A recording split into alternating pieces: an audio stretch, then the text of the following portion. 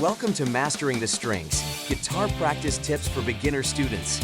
Whether you're just starting out or teaching others, we're here to guide you through the essentials of guitar practice.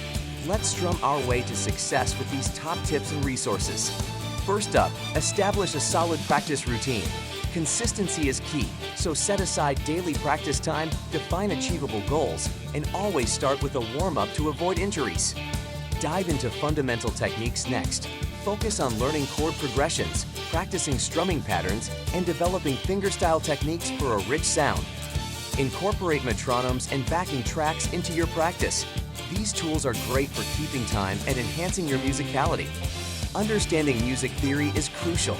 Get familiar with scales, chord theory, and ear training to accelerate your progress. Seek professional guidance by finding a qualified guitar teacher. They can provide personalized tips, correct mistakes, and help you improve faster. How to find a guitar teacher. Start with an online search, ask for recommendations, check local music schools, explore online platforms, or visit local music stores. Why is a guitar teacher important?